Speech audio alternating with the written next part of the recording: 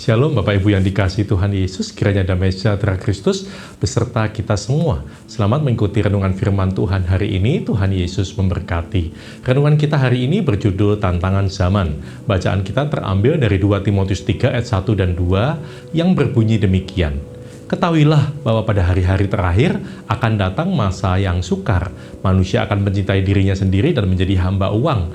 Mereka akan membual dan menyombongkan diri. Mereka akan menjadi pemfitnah. Mereka akan berontak terhadap orang tua dan tidak tahu berterima kasih, tidak memperdulikan agama. Bapak, Ibu, dan saudara sekalian, firman Tuhan hari ini mengingatkan kita supaya siap untuk menghadapi tantangan akhir zaman. Keadaan-keadaan demikian disebut Rasul Paulus sebagai masa yang sukar. Dalam bahasa Yunani, kalepos, yang berarti sukar atau berat. Dalam kata ini terkandung pengertian berat untuk dipikul atau ganas dan berbahaya, juga penuh ancaman. Ini sebuah pernyataan yang menarik untuk dicermati. Bahwa kesulitan yang terjadi bukan disebabkan oleh sebab dari luar, misalnya bencana alam dan sebagainya, tetapi disebabkan oleh manusia itu sendiri yang lebih menuruti hawa nafsu daripada menuruti Allah. Tantangan-tantangan ini diuraikan oleh Rasul Paulus untuk membuat kita dapat bersikap waspada, karena yang terjadi adalah, yang pertama, manusia akan semakin egois. Salah satu sifat yang sangat berbahaya disebutkan adalah egois. Paulus berkata, manusia akan mencintai dirinya sendiri dan menjadi hamba uang.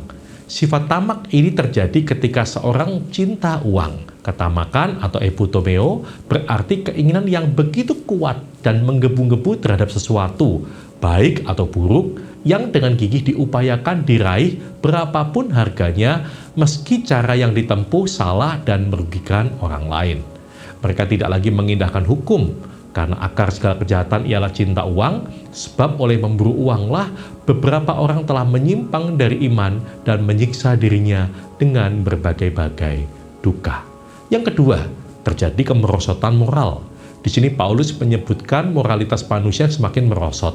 Manusia akan menjadi makin cinta diri sendiri, sombong, memberontak, tidak tahu berterima kasih, tidak bisa mengendalikan diri, tidak menyukai yang baik, dan seterusnya. Mereka tidak mengutamakan mengasihi Allah, tetapi lebih mencintai kenikmatan pribadi. Untuk melawan pengaruh dari dunia yang jahat ini, Paulus menasihati Timotius dan orang percaya sepanjang masa supaya mendasarkan hidupnya pada firman Tuhan.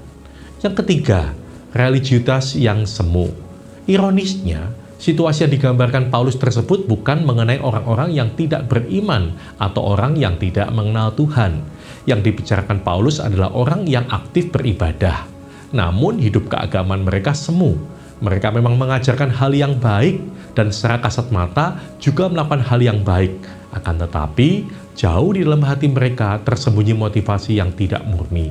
Sesungguhnya, hidup mereka tidak menunjukkan ketaatan kepada Allah yang melihat jauh ke dalam dasar hati. Hidup keagamaan mereka bagai tubuh tak bernyawa karena tidak bersumber dalam relasi pribadi dengan Allah, Sang Pemilik hidup. Orang semacam itu mengasihi diri sendiri, mencintai uang, dan lebih menyukai kesenangan hidup dibandingkan persekutuan dengan Allah. Mereka menentang kebenaran, namun kita perlu mengingat bahwa hidup keagamaan yang kosong seperti itu tidak akan menghasilkan apa-apa. Bapak, Ibu, dan saudara sekalian, dengan memahami kebenaran Tuhan yang mendalam, kita akan senantiasa waspada, sehingga sebagai orang Kristen, kita harus terus mempelajari kebenaran yang murni dan bertumbuh dewasa di dalam Tuhan. Bukan hanya berfokus pada pengembangan intelektualitas, tetapi lebih lagi dalam spiritualitas atau kerohanian kita. Belajar dan menghidupi firman Tuhan harus dilakukan terus-menerus. Untuk itu, kita tidak boleh berpuas diri dengan pemahaman kita saat ini, tetapi kita harus berkembang terus di dalam kebenaran. Amin.